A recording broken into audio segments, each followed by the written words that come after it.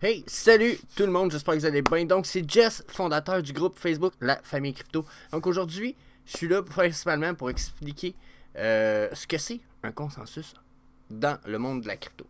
Là, on s'entend, c'est quelque chose qui peut être très long et large. Puis, dans cette vidéo-là, j'explique ce que c'est un consensus dans le monde de la crypto, mais j'explique pas ce que sont les plusieurs mécanismes de consensus qui permettent de déterminer qui vont faire partie du consensus au moment où il y a besoin et une demande de fait par la blockchain. Donc, déjà, de prime abord, vous n'avez pas vu la vidéo sur ce que c'est une blockchain, je vais mettre le lien en haut dans la description. Pas dans la, ben, je vais le mettre dans la description, mais je vais le mettre en haut. Allez voir ça avant de venir voir cette vidéo-là. C'est important probablement de voir la vidéo sur la blockchain. Donc, ceci étant dit, on va embrayer sur le consensus. Puis comme je disais, n'oubliez pas, on ne parle pas des mécanismes de consensus, mais ce que c'est un consensus, comment on s'en sert en crypto, puis that's it. So, qu'est-ce que c'est qu'un consensus? Ok, déjà, un consensus, c'est quoi? Puis, qu'est-ce qu'on fait avec ça dans une blockchain? Okay. Un consensus, déjà, c'est un mot compliqué pour dire que plusieurs personnes consentent à une décision ou consentent à une information. Mettons, je dis, je vous donne un exemple rapide. Moi puis ma copine, il nous est arrivé une aventure rocambolesque, puis on la raconte à des gens, ou plutôt je la raconte à des gens, puis ma blonde rentre dans la pièce, puis je dis, chérie, chérie, chérie, c'est vrai, ça arrivé comme ça, puis comme ça, puis comme ça, puis qu'elle a dit, ah oui, en plein ça, drette ça. Donc, ça aussi, ça peut être compté comme un consensus dans la mesure où c'est deux personnes qui acquiescent qu'une information est véridique parce qu'ils l'ont vécu par expérience, exemple, ou parce qu'ils l'ont lu, pour donner encore un exemple. OK? Donc, pour faire un peu plus dans les règles de l'art, un consensus, c'est une procédure qui consiste à atteindre un accord et un consentement d'un groupe.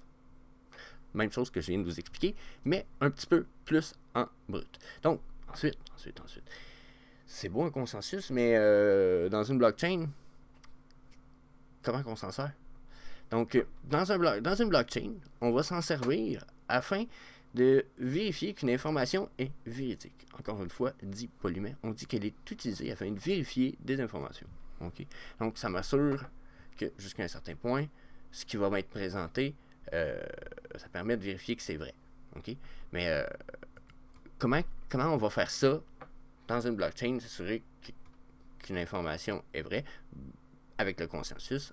On va y aller en prêchant par l'exemple, parce que si j'essaie de vous expliquer ça trop rapidement, on n'y arrivera pas. Okay? Donc, comment ça s'applique pour notre blockchain? Donc, on va utiliser l'exemple où, un consensus, on a un groupe de personnes. OK? C'est un groupe de personnes-là. Ce qu'on désire dans un consensus, c'est qu'il confirme l'information qu'il va y avoir dans un bloc. Okay? Là, je ne vous ai pas imaginé un bloc ici, mais si vous ne savez pas tout à fait c'est quoi un bloc, je le répète, je mets un petit lien en haut, allez voir sur ce lien, la vidéo qui explique ce que c'est une blockchain est nécessaire d'être visionné probablement avant celui-ci. Donc,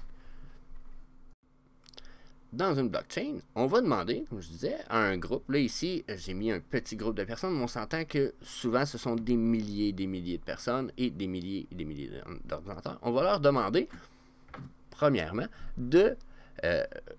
d'utiliser leur ordinateur pour trouver, par hasard, le code qui va permettre de décrypter puis d'avoir accès au bloc puis à ce qu'il y a à l'intérieur. Une fois que ces gens-là vont avoir eu accès à deviner le code, puis ils ont simplement accès, s'ils ont accès à la blockchain, s'ils sont des validateurs de la blockchain.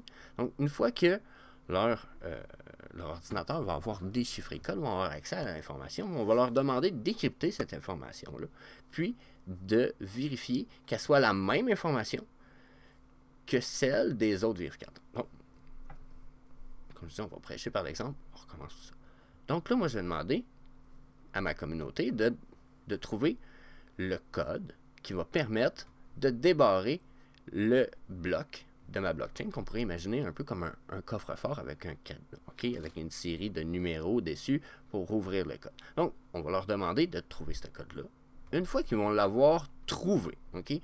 Ces personnes-là, il y en a un nombre X qui est déterminé, ce nom encore là, la blockchain.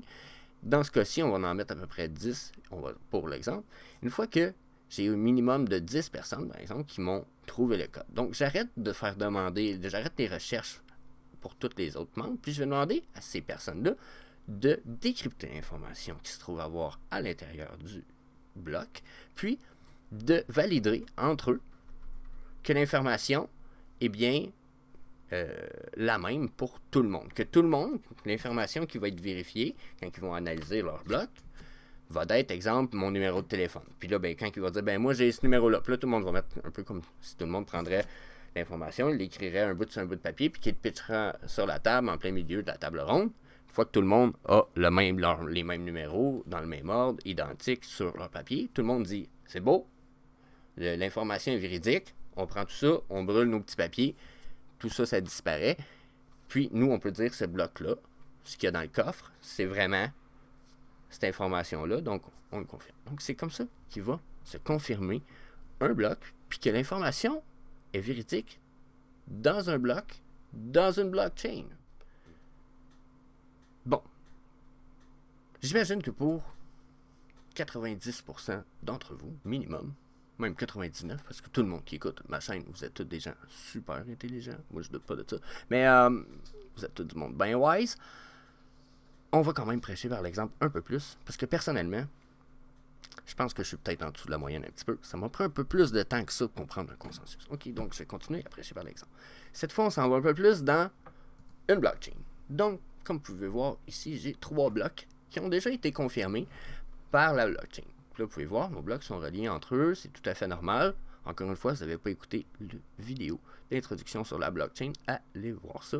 J'ai une vidéo sur le sujet qui va vous permettre de comprendre mieux cette vidéo-ci.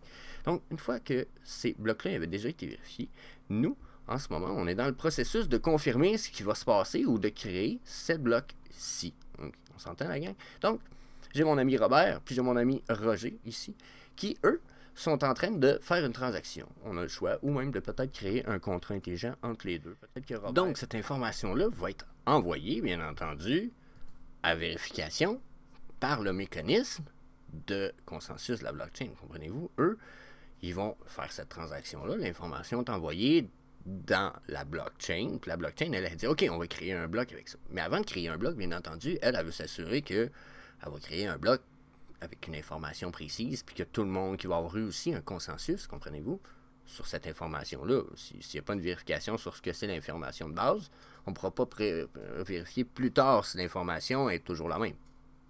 On s'entend? Donc, c'est là où le mécanisme de consensus, parler plus tôt, rentre en ligne de compte. Là, on va aller demander, comme je disais tantôt, par hasard, à plusieurs personnes de trouver le code. Les premières personnes qui vont réussir à trouver le code. Puis là, ben, les mécanismes ne fonctionnent pas tous exactement comme ça. La façon de sélectionner les personnes qui vont vérifier l'information est différente d'une blockchain à l'autre. Il y a plusieurs modes, mécanismes de vérification.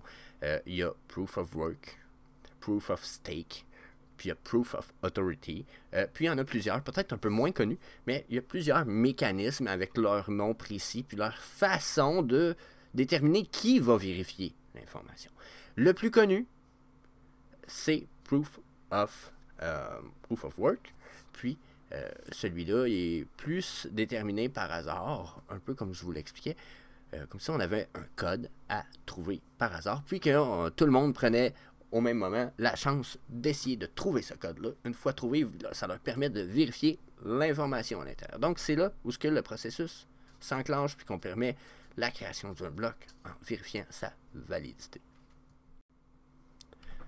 Puis c'est ça. Ça fait le tour, la gang. J'espère que je vous aurai pas traîné trop longtemps en haleine. J'espère que vous avez aimé aussi, quand même, tout ce contenu-là. Si jamais vous avez aimé ça, je vous invite à vous inscrire soit à mon groupe Facebook, La Famille Crypto. Vous pouvez vous inscrire sur YouTube. Vous pouvez aussi aller sur mon Twitter, où là, je fais beaucoup plus de contenu anglophone, où je suis beaucoup impliqué dans la NFT community de Vivi /Ecomi. Mais je vous invite partout. Bientôt le Discord, famille crypto. Puis on va même avoir une famille crypto 2.0 qui s'en vient, la gang, avec pour ceux qui veulent être VIP. On en a déjà, en fait, des VIP, mais pour ceux qui vont vouloir être VIP, avoir du stock pas mal plus en primeur, peut-être, en tout cas, pas mal plus d'avantages. Juste à déjà vous inscrire à la famille 1.0, puis venir me jaser ça. Sinon, ben, that's it. That's all. Je vous souhaite bonne fin de journée, puis de la santé. Hein? Pourquoi souhaiter ça juste au début de chaque année? Hein? Au contraire. Fait que, that's it. That's all. Peace!